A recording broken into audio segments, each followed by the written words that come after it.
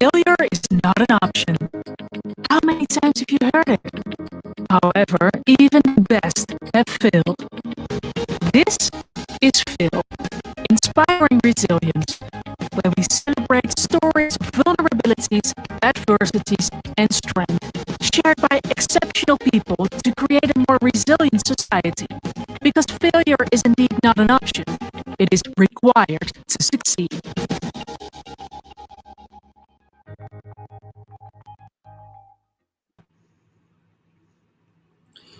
Good evening, good afternoon, good morning. Welcome to Fail. My name is Richard Zhang, and I'm a PhD candidate from MIT Mathematics. I'm the Chief Legal Officer and the co-founder of Fail Inspiring Resilience. And my name is Francesco Benedetti. I'm a postdoctoral associate here at MIT, and I am the president of Fail. And I'm very happy with Richard today to be a host of this event. So what is Fail? Fail is a global movement to destigmatize failures in the professional and entrepreneurial world. We live in this extraordinary time of innovation and explosion of opportunities and entrepreneurship. Along with the opportunities comes with failures. Those who have attempted experience more failures than successes. And those who barely get started are fearful of failures more than anything else. The stigma and fear of failure is known to cause a variety of mental health issues and dampen the speed of innovation. At Fail, we celebrate failures. We bring to light the stories of failures and moments of resilience from prominent professors and professionals through the Fail conferences. In doing so, we're hoping to create a psychologically safe work environment in which people are feeling more okay to try and fail, thereby accelerating innovation and achieving greater mental health. In these follow-up series, we're very happy to be engaging speakers from the past Fail conferences to see what they've been up to since they have spoken at the Fail stage. Audience members will have the chance to ask questions. Yes, and in fact, you can. This platform also provide an opportunity for you to ask questions to the speakers and the guests that we host. And probably you are watching this event now on the Facebook and the YouTube. You can ask questions on both platforms, and we'll be super happy to ask them to the speakers. Absolutely. And today we're very honored to re-invite Regina Bateson to the Fail stage. Regina is a current visiting professor at the University of Ottawa. She received her PhD in political science at Yale University before working at MIT. During her time at MIT, Regina ran for the Democratic primary election for the 4th District of California. But before we let Regina tell her story, let's watch a recap of what Regina has told us on the Fail stage.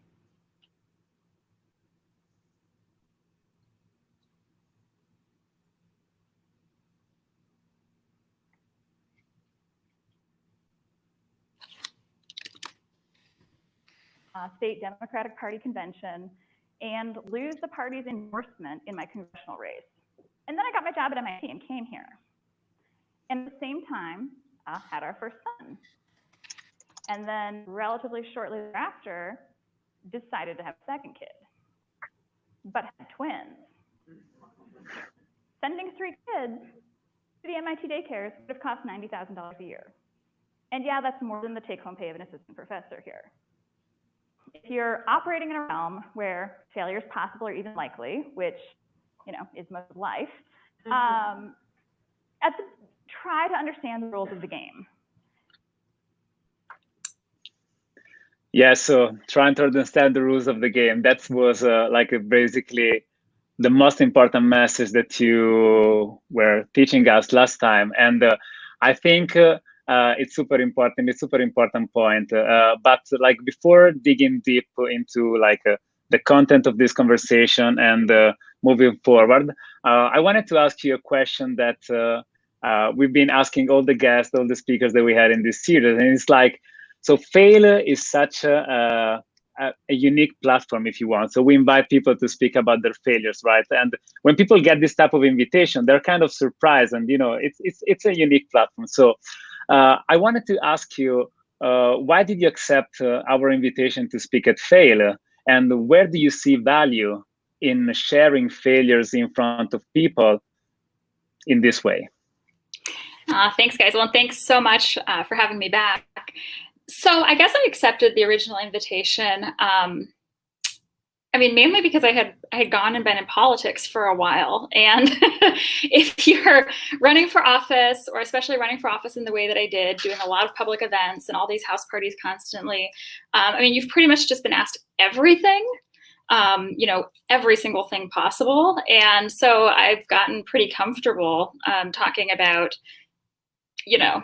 all the good and the bad and the ugly, and sort of the problems in my own life and in society, as well as the good things. So for me, it didn't really feel that controversial, and it seemed like a good opportunity to engage with the MIT community. When I was at MIT, I mean, I was concerned about the level of stress in the community, the level of stress that I saw in students at times. I myself found it an extremely stressful and not necessarily super easy to navigate place to work. I feel a lot less stress in my daily life having left. So, I saw some issues there, and I'm always wanting to help with any initiative. Like I actually had a mind, what's it called? The Mind, Hand, Heart.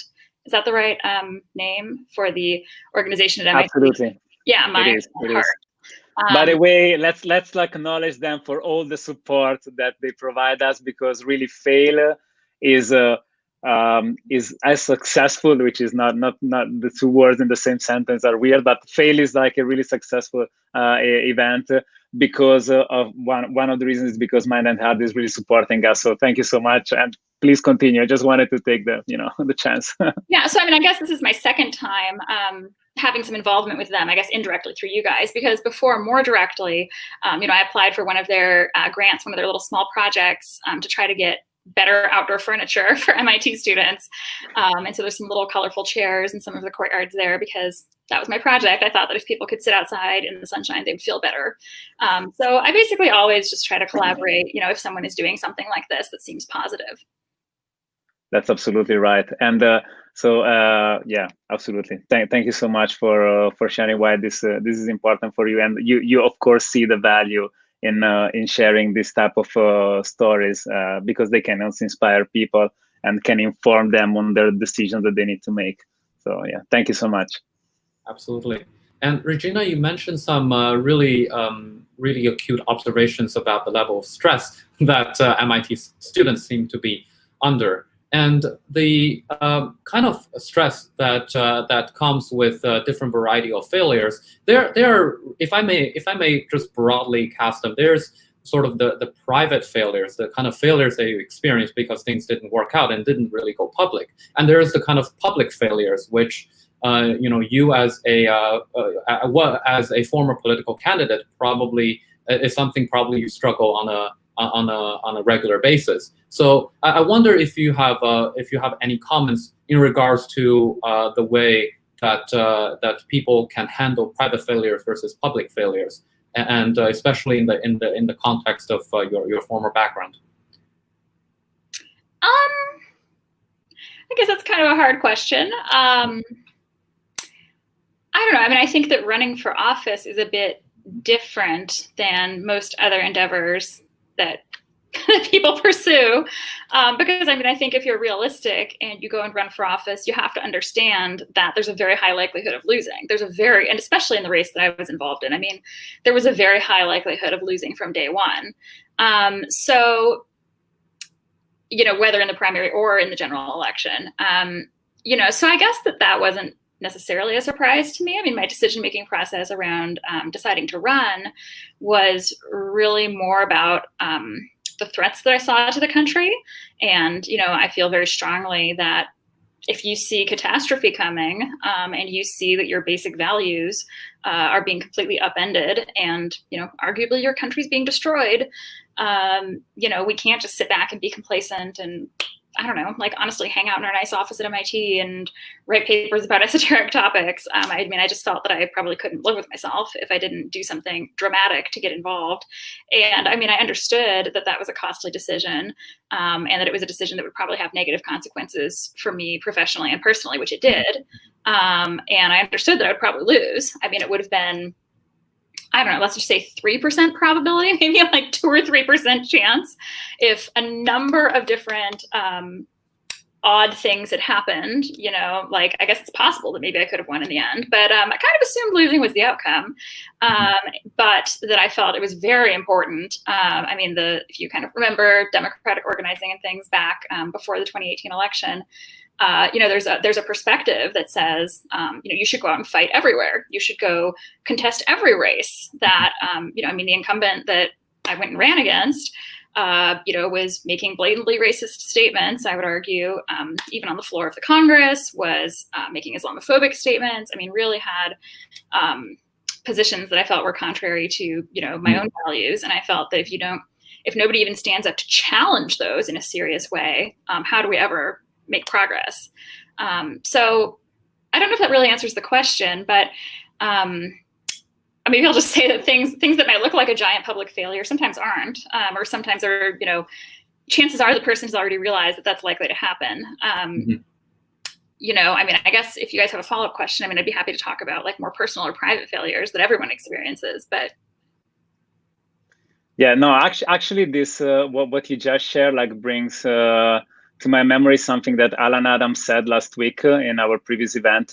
And basically he was sharing this idea that when you basically do some risk assessment, when you decide to do one thing that of course involves some risk, right? It's very important to understand how much that risk that you're taking, if things go wrong, how much it costs to you, okay? So, and that was basically the message. So if like your story is unique because you decided to run for Congress when you were an assistant professor at MIT, which is a vulnerable position. It's not like you have your tenure. You're much more modern, but you're much more exposed, which brings a lot of risk to whatever decision you make. So I think my question is, in your experience, when you make decisions and there's a risk assessment of each decision you make, what is the best lesson that you learned in your experience, and how much people should risk if they really care and they really want to do something? Like I believe it was your case. You were aware, right? But you wanted to do it. That was very important for you. So when the risk is worth trying, even though you fail. So I guess the first thing I'll say, I mean, like a risk assessment is kind of a, I don't know, it's a term I actually associate more with like field work and some of the research that I've done. It wasn't really the way I thought about the decision in the first place. It was more about moral commitments, honestly, to me, and about, you know, feeling like it was, I'm just a person who cares about human rights a lot. And that might sound sort of silly or naive or something, but you know, I think that if you as a person find yourself, you know, backed into a corner where, again, it's not really actually about like risk assessment, or, you know, it sounds like you're asking me to do some sort of quantitative weighing of this and weighing of that. I mean, if you feel that something that is so fundamental to you is being challenged, you know, I think you just have an obligation to act. So that was really more the way I thought about it at the time. But, you know, in terms of, I guess the other thing you were saying was that you were framing kind of like the idea of failure as resulting from a decision that you made as an individual, right? Like that you decided to do something, you're thinking about pursuing something, do you pursue it or not? And have you thought about the risks involved?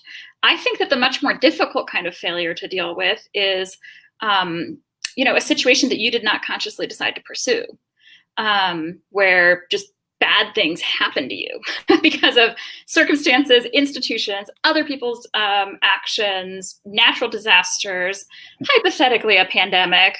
You know, I think those are the kinds of circumstances that are very difficult for people to deal with because there's a lot less agency. You didn't have control over the situation in the first place. You know, I guess my prior talk about the importance of understanding the rules of the game in the sense of understanding how are decisions made, what can you influence, what can you not influence. I mean, those calculations and understandings often get upended if something is foisted upon us. And So again, that's something that I think is, it's just important to bear in mind, that I think the hardest problems for people to solve and the hardest failures to come back from are perhaps those that are kind of imposed on people from the outside, and that are not necessarily the result of this sort of carefully calibrated risk assessment, and are not necessarily even the result of an action that they themselves took. Mm-hmm. So I guess those are the kinds of failures that I think are really hard. Absolutely, and in the talk you spoke about the failures from institutions and being for individuals to be able to quote control what you focus on what you can control, and focus less energy on what's beyond your control. And we live in a world where things can happen, and everything can just go out of our way. So for example, you mentioned the pandemic. In under such macro condition where very little things are within our control, what's your recommendation there? Well, I mean, I don't have a solution to the pandemic, so if that's what you're asking, I'm not exactly the right person to ask. I will say that for me, it's definitely upended my life. I mean, I have 3 young kids, as was mentioned in the talk. It was a bit difficult to understand the video that was played at the beginning of the session today, but, I've had a lot of difficulty, finding, acquiring, and paying for childcare for them all, really since my twins were born. Particularly when we were in Boston, because it's extremely expensive there. It's extremely expensive at MIT. Childcare at MIT costs, again, more than an assistant professor gets paid if you have 3 kids, as we did after having twins. And so, for me, I guess to get to answering the question, I think it's important to figure out what it is that you need. Like, what is it that you are actually, that is important for you? What's the outcome that you need? And if you take a hard look at kind of the systems and rules and structures that you're in, and you just realize either they're not going to be responsive, they're not going to change, there just is not a path forward, find another institutional home, like maybe just exit the system. And that was a fair amount of the decision to move to Canada. Yeah. I'll fully admit that there are a lot of things that I noticed some real positive changes. Obviously, life has changed a lot since the pandemic started, but when we first came here, much more diversity in academia, much more. That was an immediate giant difference to me. Like when I was hired at MIT, I was the only junior female faculty member in my department. I joked that when I came to my job talk, I was taken out to lunch by like 11 men or something, I think. It was like me and the guys all the time. And also I don't think I ever met another person with 3 kids who were all very close in age like this, and a very demanding job in the Boston area. Like I just never, literally no one has 3 kids under the age of 3 at the same time there, basically, if they can avoid it. Whereas here, we came and all of a sudden, all these people have 3 kids. It's crazy. We know so many people with 3 kids. We're not like these crazy, aliens anymore. So I just immediately found that we had quite a bit in common with people. We were able to get a childcare arrangement here that would have never been possible had we stayed in Massachusetts. And that was very helpful to me in the first 6 months or so we were here pre-pandemic. It was honestly the most productive period of academic work that I've basically had since getting my PhD. I have almost no resources to do my research anymore. So again, highlighting there are some real consequences to failure. Like I'm talking to you on an 8-year-old laptop. I don't even have a real computer anymore. I had to win an award to get Adobe Illustrator. Like I literally don't even have access to Adobe Illustrator through an institution anymore. So I won an award for a research project this year, and I used it to buy Adobe Illustrator. Some of these things I would have had for free at MIT. So there's some downsides, but I think that I feel pretty good that we were able to take a look, my family and I, and figure out what is it that concretely would actually make this better and a more workable situation. And is there a different set of rules out there in the world that we would like to live under? And we were able to make that change. So I think that just not being afraid to exit a bad situation is some advice that I would give people. Yeah, so I think this is very powerful, and as you mentioned, like we often discussed, like not all stories, are easy and end up well. Also, sometimes, at Fail, we tell stories that they wrapped up in something nice and something eventually years after, successful in a way. But like, especially your story was like extremely intense, and there's so many layers of things that could go wrong. Something went wrong. It was like it was a great experience for us to hear it. And of course, I'm still thinking and trying to digest in a way all the content of your talk. I think it was well, that makes two of us. yeah, right, exactly.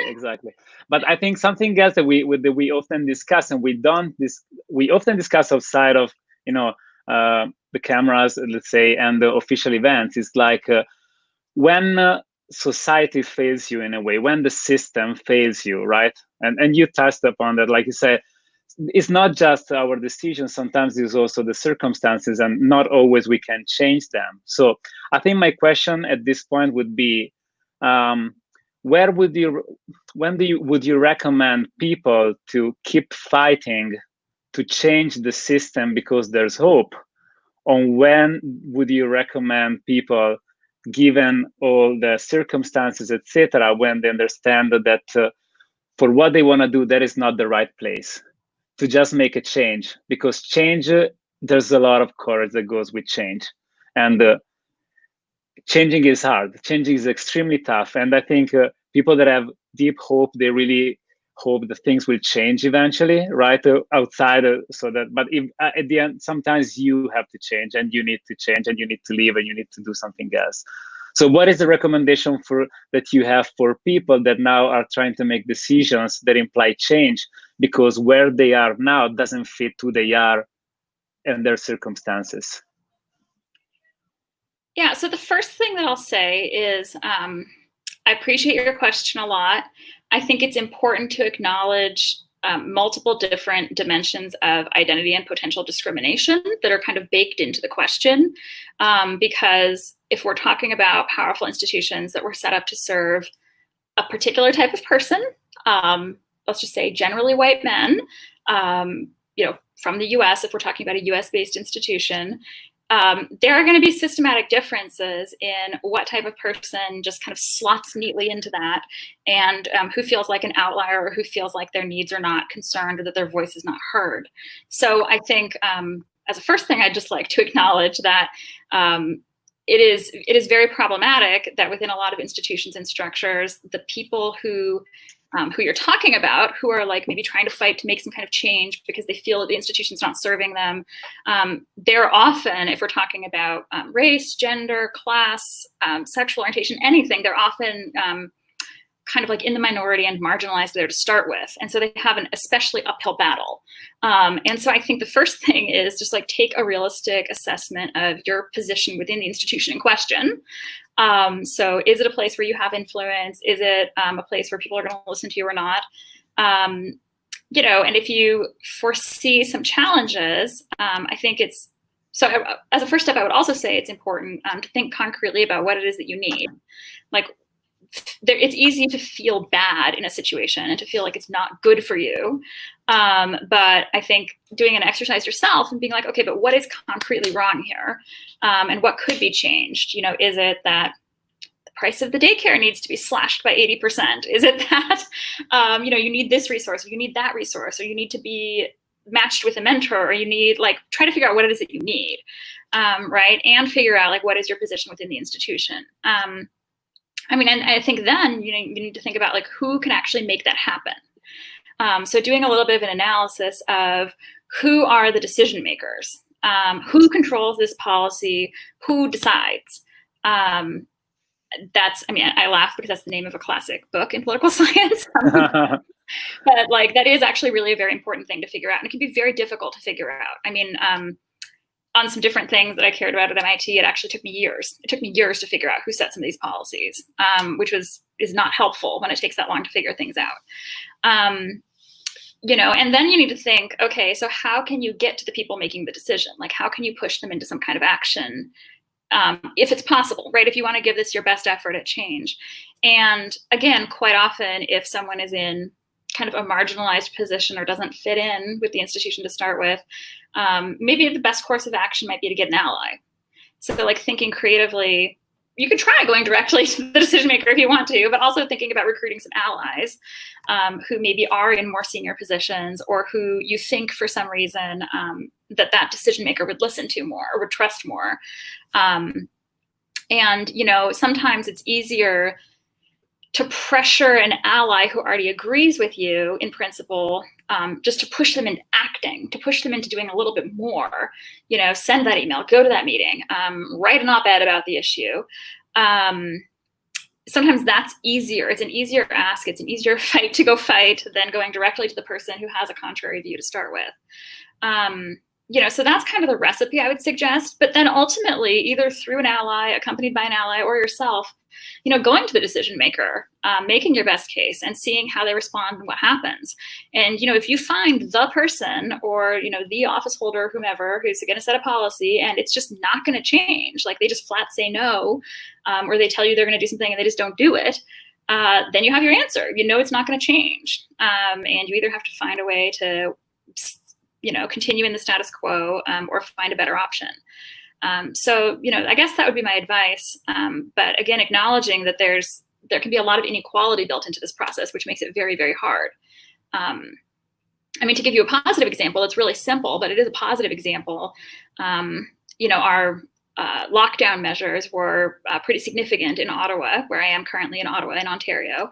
When the pandemic started, I actually appreciated that because the public health response here was excellent, and they have been able to get good control of it, at least up until now.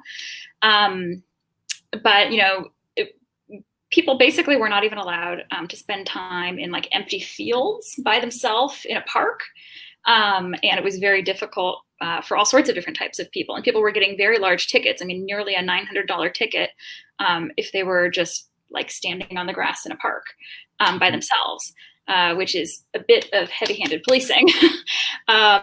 And that wasn't really changing, and there wasn't really much evidence as to why being alone in the middle of a field in a park, or in particular with your one kid in the middle of a field in a park, was going to spread the coronavirus. Like, there just wasn't a direct connection that I could see. And especially after like 8 weeks, people were quite trapped inside. A lot of people live in apartments and things like that here, and really couldn't go outdoors, hardly. And so,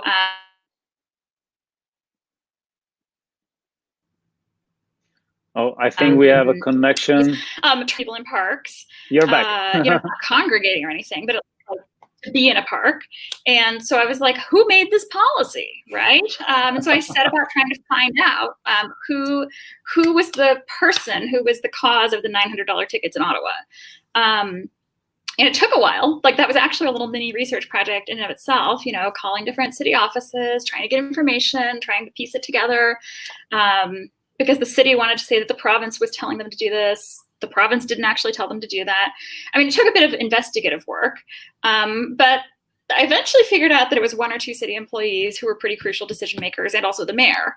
And so I was like, okay, I have my target. I at least know if I wanted to change this, who would I go find? And then you have to come up with like an argument, an approach, and in this case, a little bit of a public communication strategy. But it was remarkable. And other people had the same idea at the same time, which was crucial, is that there were allies out there who I ended up getting connected to. And so sort of collaboratively, within about 10 days, this policy got changed. It was amazing. And it had a big impact on, again, going back to mental health, people's mental health and well-being. So, that's just a very small example. And that was actually a pretty easy problem to solve, because the solution was free. It didn't cost money. It didn't threaten anyone's status or, try to upend any kind of social order or anything like that. Like, really, it was kind of a situation where the policy could be changed without really harming anyone. There was no loser who was going to fight back against this. But it's just an example of how, like, you can use that approach, I think, to try to make change sometimes. Sometimes you'll succeed and sometimes you'll fail.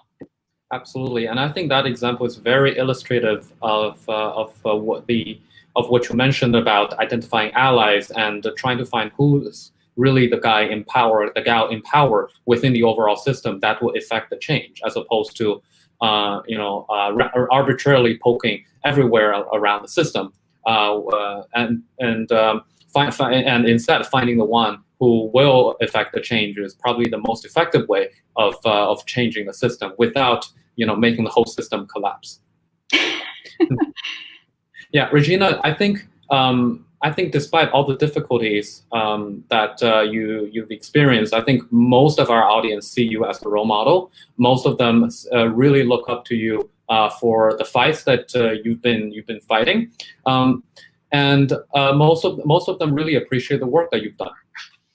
So just looking back on your overall experience through MIT, through election, you've done some great work, you've done some great fights, but given the insight that you have now, are there certain things that you would have done differently whenever it comes to working towards a tenure or deciding to run for office, or how you ran for office? I mean, I think that, again, the main lesson that I've learned is that if you think that something is wrong, is sort of in, let's say, your workplace, or in society, or anywhere else, over time, I guess I've learned to fight harder and to fight faster. That, if you think something's wrong, maybe it is, but again, this is very hard, right? It's very hard when you have incomplete information. Sorting everything out 3 or 4 years later is not necessarily going to help you, right? I've become a much, let's just say, a much more outspoken person over time, and I have a lot less fear, a lot less fear about challenging authority. You can just watch me on Twitter. I mean, I try to fight battles selectively, but I do fight them when I fight them. And that's why I was just at the school board meeting, in another Zoom meeting last night and things like that. So, I mean, I just have a lot less fear of authority, and sort of more willingness to speak up for myself and for other people. And I'm better at navigating kind of hard conversations. And so, I mean, I think that one thing that was very hard for me at MIT was that, again, I'm a person who had 1 million kids, right? I gave birth to 3 kids within 3 years of getting my PhD. This is a terrible plan. So for anyone who is listening, it is a terrible plan. You should absolutely not intend to do that. However, it is also not entirely within your control. So I had 1 kid. The timing of that was kind of weird because I had my first child right when I was finishing my PhD and moving to a new city and starting a new job and had no housing, and had a lot of housing problems the entire time that I was at MIT. Then consciously decided to have a second kid because we were we could handle a second kid. This would be totally fine. Or, well, maybe a little challenging, but manageable, right? And then just randomly had twins. And that was not really something within my control. And it was the whole thing was very problematic. But one thing I'll say is that I realized pretty early on when I first got to MIT that the way that tenure extensions for childbearing are handled there is problematic. It's not in line with peer institutions. I had a very demoralizing experience in the first 1.5 years or so that I was there, because I came in the door and people were very positive. And this is where I did not understand the rules of the game, right? People were very positive. People were like, oh my God, we hired a woman. They were so proud of themselves for doing that. I got comments like that. We hired a woman with an infant. Oh my God. In sort of a positive way. But I was definitely exceptional. I definitely got a lot of comments about that.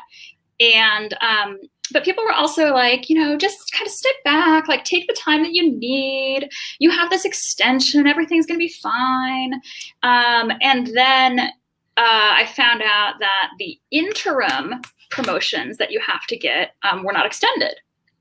So MIT's policy, as it was explained to me, was that the clock got extended at the very end, but not for these interim promotions. And it's not really worth getting into the details of this right now, but it was a very demoralizing experience. And it was very, it was very frustrating to all of a sudden sort of be there and, be kind of like facing these interim reviews, these interim promotions. And it's like, well, everyone else who's in, year 2 or year 1.5 or something is at this point, why aren't you? And I was kind of like, because I thought I had a 1-year extension. And this is where I could not find the decision makers. Like I could not figure it out at the time in real time. I mean, I wrote like letters. I tried to find the diversity people, the faculty diversity person had left or something. I didn't have allies. Like I couldn't really sort this out in real time, despite fighting what I thought was fairly hard at the time. And then later, I mean, I still wish they would fix their policy. They still never updated it. But I finally, before I left, I went and talked to the provost and was just like, I would really like to see you fix this policy just for other people. Like, here's a memo with 7 things you could do to fix it and implement it better. Like, just please do it. They've still never done it. But I at least went to the top and asked. And I also found out it was applied to me wrong back then. That like that decision that it wouldn't apply to the interim promotions, it never should have been made. Apparently that was like the wrong interpretation at the lower level, people I was talking to. And it would have made a huge difference to me if somebody had stepped in and had said, no, you can actually have that extra year in real time. Like you can catch up. It's all going to be fine. And that just didn't happen. And I think that that's partly an institutional failure, but it was also like, if I had just, if I had like connected the dots and figured out who was actually making the decisions. And if I'd gone up 1 or 2 levels higher, which would have felt very uncomfortable to me, like it would have, felt very insubordinate and like very risky. But if I had done that, maybe I would have gotten the right information in real time. So that's one thing that would have made a big difference, I think, kind of like from the start before I even left to go run for office.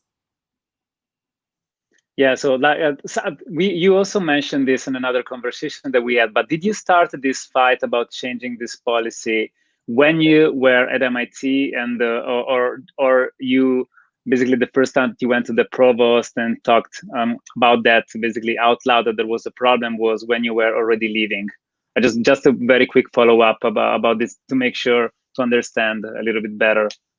When you were acting on it. The letter that I wrote back in like 2015 or something. It's. Oh, okay. It was, so in real time, the people that I tried to go to when I felt that this policy was being misapplied to me, which in retrospect, I was right. Like I was actually right that it was being misapplied to me. But again, nobody had ever used this policy. Yeah. And this is where diversity comes into it. Like, as far as I understand, there's not a single female junior political science faculty member at MIT who's ever given birth while they were junior faculty who's used this extension policy. So I think I was literally the first person to ever attempt to use it, which is not a good position to be in. Of course. And especially when there's not clear guidance from the top, there's not like institutional support around it. It was just, and I did not realize that until later. Like I thought this was like a thing that happens all the time and that this is just the modern world. And, and it turned out to not be like that. So, getting back to like, I guess you're asking like, who did I ask when? So, when this was going down, the chair of the department became the dean. So definitely talked to her about it in both those capacities. When I first got hired, there was a faculty diversity staff person, like an HR manager for faculty diversity, who had called me into her office and actually said some alarming things, which I thought was weird at the time, but, sort of like, hey, your department hasn't hired a woman in a really long time. Like, if you have problems over there, come see me. Not what you want to hear when you're starting a job. It was actually kind of a weird conversation. But that was sort of filed away in the back of my head. And so then, I did have problems with this policy. And then I tried to contact her. And like, lo and behold, she was gone. So the position was just vacant. She had left. I don't think the position has ever been restaffed. Like the email just got bounced back to me. So then I tried to go to who's her replacement. Like that was my next line of thinking. And so then I got into like the HR people of SHAS. So like Erminia Piccolino or something. I don't know. I don't remember Piccolino. I don't remember the names, but like the HR people of SHAS, where I was just like, I think stopping the clock actually means, which is the phrase people use, stopping the clock. I think it actually means that your clock stopped. It doesn't mean that there's like some weird transference of time where, you know, while I have an infant and I'm like injured from childbirth, I don't get extra time, but then somehow I get an extra year when my kid is 6. That doesn't make any sense, right? Yeah. And, you know, and I tried really hard. I mean, I basically was like, can you tell me who decides this, who controls this? And they couldn't give me an answer. And so and this is where, like, again, things like this eat up a lot of time and a lot of stress for the person involved. And I was like, okay, like, we're sitting here fighting about time. I'm just spending my time trying to research these policies at different schools and trying to figure out like how to handle this. I should just give up and move on, basically. Like, I should just accept that this is the interpretation and it's not what was explained to me before, but I can't do anything about it. So I basically just finally wrote this letter that was like a to whom it may concern letter, which I sent to the HR people. And I was like, I really think this is being misapplied. I really think this is wrong. I cannot spend my time trying to figure out where this policy came from anymore. So can you, the HR professional, just take this letter and can you go find out who controls this policy, like at the next level above? Like, for the love of God, just please. Do your job. Like, HR is your job. And just nothing. Like, I don't know if they were sent it anywhere. I don't know what became of it, right? I just basically gave up at that point.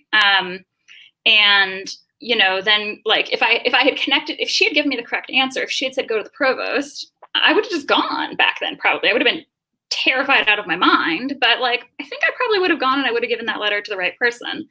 But I just couldn't figure that out myself. You know, and so that is probably the main thing that I would go back and change, is that like instead of sending my my letter to HR of SHAS back then, I would have gone up several levels. And I don't know, again, like the thing I've learned over time is that just like if you're gonna fight a fight and it's something that you care about, you have to be willing to really go out there and fight. So like, I mean, other strategies. If your institution is failing you, like media, social media, like other allies out there in the world. I mean, I think that, you know, again, like to be successful in any kind of fight, you have to fight so hard that it's uncomfortable. And I think that's really challenging. Yeah.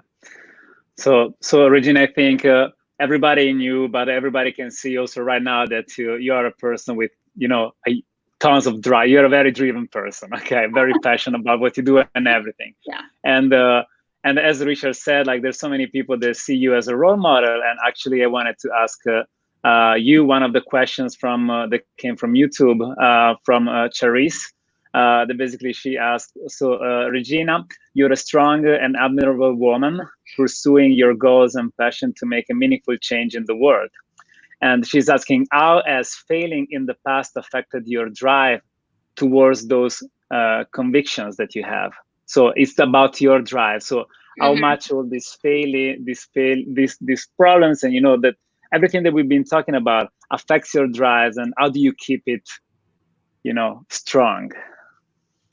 I mean, so I would say two things. Like, I would again say that the material consequences of failure can be dire, and that just like dealing with all those problems certainly has taken up some of my time and some of my energy and has caused me a great deal of stress. So things like needing to move because MIT owned a portion of our house, and I did not succeed in finding any other kind of job in the Boston area, basically. You know, dealing with like coming to a new institution, dealing with having no resources here. I like our colleagues. I mean, I like the students. I have actually really enjoyed being here, but I'm just not in the same kind of position. So I think that all those things, it's not so much that they affect your drive. It's just that like, okay, there's 24 hours in the day. You know, if you have to spend 6 of them figuring out how you're going to pay for Adobe Illustrator, well, okay, I wouldn't actually spend 6 hours thinking about that. But if you have to spend your time dealing with kind of like all these material consequences or just like logistical problems, it's time you can't spend doing something else, right? Yes. You know? So that is a challenge. But again, I would say that I'm a lot less fearful than I would have been before. So, you know, most recently, like again, the COVID cases are very low in Ottawa right now. We're very lucky, and it's not luck. It's actually the result of really good public health management here. So there's been this big discussion about, like, can kids go back to school full-time in the fall? Do they have to go back part-time?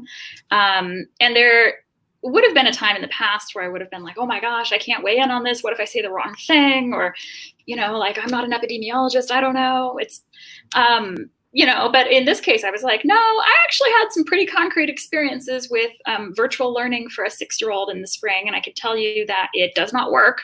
Like, let's just be straight up. It doesn't work.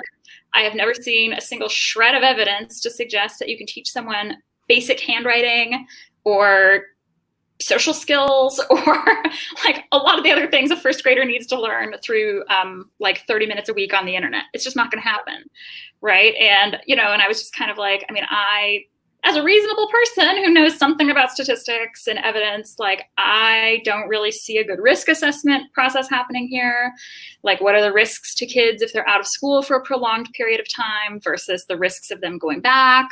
Like, it just wasn't even really an evidence-based conversation that was happening here. It was very strange. And a lot of people saw this at the same time. A lot of parents came to this realization around the same time, and sort of like intervened and changed the public dialogue. And that was something that I got involved in. And, I was willing to, like, say what I think and go find journalists and try to persuade them and, go speak at the school board meeting and stuff like that. And again, it's like, if you've been through a lot of criticism, you just kind of know that it's not really that bad. And so it becomes less scary, to kind of like go out on the end of the diving board, if you want to think about it that way, and be sort of like bouncing around and thinking about jumping into the deep end or something. It just becomes less scary the more often that you do it. Yeah, absolutely. And Regina, I can see that you are someone who spends a lot of time fighting and figuring out the optimum path for effecting changes. And like we said many times, that's really admirable. And in relation to that, we've got a question from Amanda Bosch, who is an instructor at MIT Earth Planetary Atmospheric and Planetary Science, and who also spoke on the stage of FAIL. She said, "Thank you, Regina, for all your comments. As you discuss, finding who made a particular policy, finding who makes the decision, can take a lot of time and effort and can be very exhausting. Any suggestions on how to protect yourself from burnout as you try to change the system?" No. No. Change the leadership. This is a huge problem. And I think, and this goes back to something I was saying before about how if you have, even more broadly in society, if you have people who are in a bad position because the system is disadvantaging them and discriminating against them, putting the burden of change on them, maybe they'll succeed in the end, right? Maybe they will make that difference in the end, but it's just an enormous cost on them in the short term, enormously stressful, enormously time consuming, and does lead to burnout. I feel very burned out. Like, I should be very clear about that. I feel very burned out. So I think, thinking about it differently and trying to put more allies in higher positions, might be a way of pursuing that, but that's very hard. It's just very hard. Maybe thinking about like outside allies. I think it's very interesting to watch a couple things change in the US that have not changed and have not been very responsive to change in the past. I'm thinking about Facebook, and they're profiting off of hate speech. They've gotten a lot of criticism on their human rights and civil rights policies for a long time from the advocacy community, and have just kind of like waved their hands, said some nice words, and then like, bam, all of a sudden they're paying attention. Why are they paying attention? Because advertisers are threatening to boycott them, and also because like CEOs of these other fancy companies and stuff are essentially their peers, and they're basically being like peer shamed essentially. So I don't know, I guess I'm just, it's not a perfect analogy, but trying to like think of people who are not yourself, who are like in a more powerful position, but who maybe are natural allies or sort of like secret closeted allies that you could pull out of the closet. Trying to pull them out into action is less depressing and less frustrating than trying to go like right to the heart of the problem. And I mean, as an added benefit, if you find somebody who sort of inherently agrees with you, or who you think of as an ally, and you sort of get to know them and you're trying to like push them into action, even if they never take the actions you want, or even if they do and it's not successful, you at least got to know someone and you at least did some like positive kind of upward networking, which again is just less frustrating and less burnout inducing than kind of fighting a system that doesn't want to change. Yes, absolutely. Thank you so much. I'm pretty sure Amanda is very satisfied with the answer. Actually, hi, Amanda. So I think we were talking like a couple of days ago, and you mentioned that life has been very different from before to after coronavirus, and there were different challenges in your life that arose after the pandemic started. So I was wondering if you would like, since this is something that is really affecting everybody, so everybody can relate to it and can get some inspiration or some advice. Do you want to share your experience, both from like the difficulties, very personal ones, and in general, what do you think? How can we make this future a little bit brighter than it seems right now, which is what everybody needs now? Tough question. Yeah. So, I mean, I'll start off by saying that I have mixed feelings about not being in the US right now. I feel a lot of kind of sympathy and empathy for people who are in places, either who were in the past or who are currently in places in the US that are much more affected by the virus itself than Ottawa is, certainly. So it's, it's just been a very strange experience being kind of outside your own country, yet an hour away from it. We're an hour away from the US border, basically, and just watching catastrophe unfold. And I mean, especially having been out literally on the campaign trail, trying to fight the fight of like facts matter, science matters, do not have an incompetent government, and then watching it all kind of have all these downstream consequences, once this started, which are just entirely predictable. I mean, they're entirely predictable. It's just very painful to watch. So I will say a lot of pain. I've been very upset about what's happening in the US. I feel bad. I mean, there's like some kind of, I don't know, it's kind of like guilt. Absolutely. I mean, in terms of our personal life, it's just been chaos. So like, I don't want to make it sound like it's all roses and sunshine in Canada. It's not. But I think that the government here has done really a pretty good job on most fronts. I mean, education, not a huge fan of the education minister of Ontario, and I do have some disagreements about that. But, like on the public health approach, I mean, I think it's been fairly good, certainly as compared to the US. And again, it's just painful to watch a place that's like the hub of knowledge and research in the world, just like crash and burn in totally predictable ways and in ways that are just terrible. I mean, I think I know that we're supposed to like talk about positive things or something here, but like, I think this is a giant societal failure.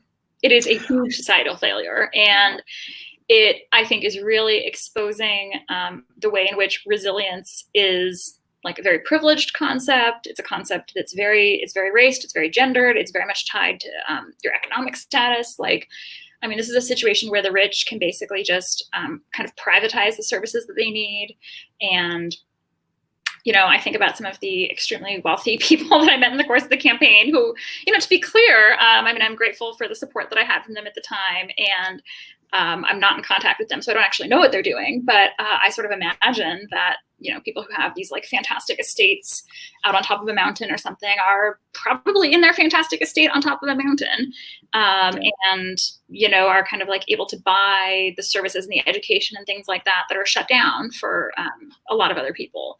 And, so I really see this like exacerbating inequality in every possible way. I see like really bad consequences along like lines of race and like racial inequality. There are really disturbing statistics that have come out about like how even the economic assistance that the government is offering in the US, and I would not be surprised to see the same happen in other places too. That like, for example, Black-owned businesses are not getting the same economic assistance that white-owned businesses are.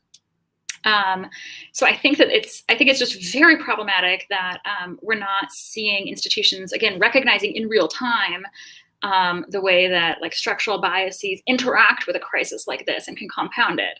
I think that the gender consequences are potentially devastating.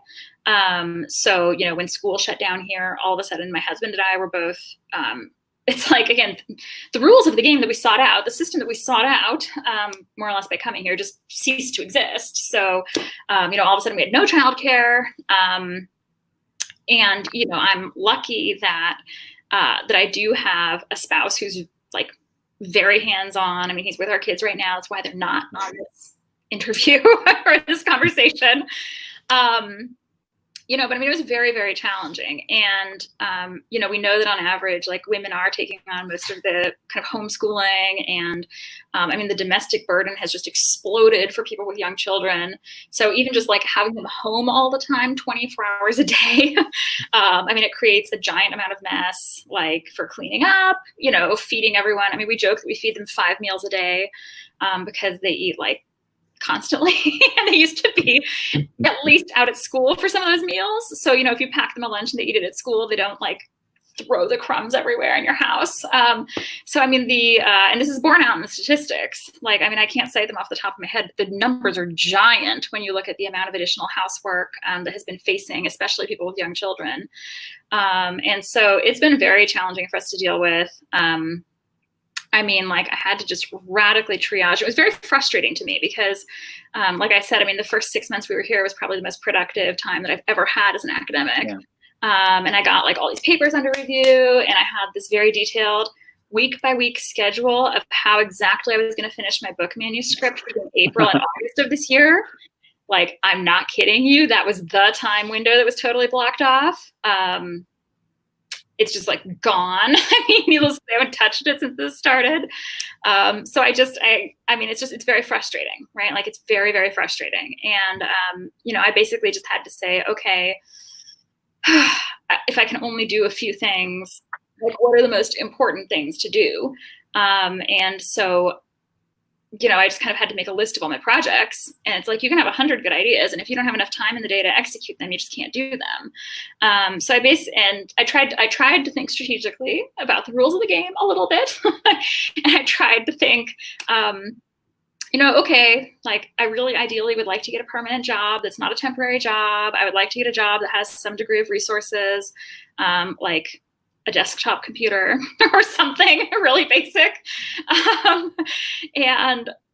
So like, what can I do, of the various things that I have kind of in motion here, what are the highest impact ones? And so I decided that I had these 3 article length manuscripts that I had already submitted that had just gotten, they were all in different stages, but some of them had just gotten their revise and resubmit decisions from journals, like really shortly before this happened, before COVID started. Or in some cases, they were in a second round of revise and resubmit. And, and that was kind of hard to deal with because journals just like have kept operating through this whole thing. And I guess for that, I thank them. It would, if they'd completely shut down, that would also be a problem, right? But on my end, it was a little bit stressful to be getting these like emails from journals saying, congratulations, your article has a revise and resubmit. And usually you'd be happy about that. And in my case, I was like, I guess it's good it didn't get rejected, but like. But I don't need it anymore. Yeah. Yeah, and I mean, it was just like a really frustrating experience in the lesson of just circumstances that you can have people writing back to you from good journals in your field being like, hey, this is good work, here's your reviews, revise it and resubmit it, and you can be perfectly capable of doing that. But if you have suddenly been handed the responsibility of 24-hour childcare and providing an elementary school education and a preschool education at the same time, it's just very difficult. So I mean, but I decided that not letting those fall apart and not getting like multiple years behind on them again was probably my top strategic kind of priority. And so I was able to get them resubmitted. I mean, it was really ugly and involved like being very stressed out and not sleeping and like doing work in my parked car and giving myself carpal tunnel syndrome by doing work on my laptop in our parked car. But 2 of them got accepted now in the end. And the third one, I'm still trying to send back really, really soon. So, I've just kind of tried to keep plugging along, but I kind of joke that I work at the pace of a snail now. It's like things that would have taken a week take a month. So I really hope that some degree of normalcy can come back to our lives sometime soon. Yeah, man, we really want to wish you like really the best of luck for all the things that you're publishing, all the things that you're doing, because it's just amazing, and you really deserve that. You're really an inspiration. So it's great. So like actually before wrapping up this wonderful conversation, I wanted to just make a comment that this what we've been talking about now, it's very it's great for us, because like we as Fail as a basically an organization, 2 of the things that we care the most about are community and creating a better leadership through the experience of humble people that are willing to talk about vulnerabilities, are willing to really lift people up even if they have setbacks, they have problems, and can really leverage all these discriminations that we see, because we really believe that by creating a sense of community that is deep, sincere, and true, and by having inspiring leaders that can change things, we can really change the world eventually. So it's like we hope this will happen, and we want to make our contribution here as much as we can. And I do believe that in experiences like yours and stories like yours can teach us a lot, and we can do better what is our mission and what we aim to do for the world and for the people that we love, which is the most important thing, I guess. So I don't know if Richard, you want to wrap up this wonderful conversation? Absolutely, and I think Regina just mentioned many good points in her last conversation about the gender, the gender division, the division along gender, race, and many other backgrounds of people when it comes to the talks of resilience. The fact that we are having this conversation is a form of privilege, and I think the goal of Fail is to create diverse community where people of all different backgrounds can come and talk about resilience in their own way, and use Fail as a rather politically neutral and safe platform to find resilience and to find the work-life balance that they dearly need. So Regina, we would like to thank you so much for your heartwarming discussion with us. We wish you all the best, like Francesco said. And we look forward to staying in touch with you. And for the audience out there, thank you very much for joining us today. We will keep on having these follow-up series with our former speakers. The next event is going to be on July the 23rd, I believe. Yes, exactly, July the 23rd at 5 p.m. with Muriel Maydard, who is a professor from electrical engineering and computer science at MIT, and who will be rejoining us to speak about her life since delivering the talk on the Fail stage. So that's it. And oh, one more thing before I forget, we are pushing out our latest podcast platform. So if you would like to listen to some of the Fail talks on Apple Podcast or Spotify, please visit fail-sharing at fail-sharing.org, and you will see all the links there. All right, that's it. Thank you very much. Absolutely. Thank you so much, everybody. And thank you so much, Regina. You're great. Okay, well, thank you so much for having me. And talk to you soon. Bye-bye. Bye-bye. Bye-bye, everybody.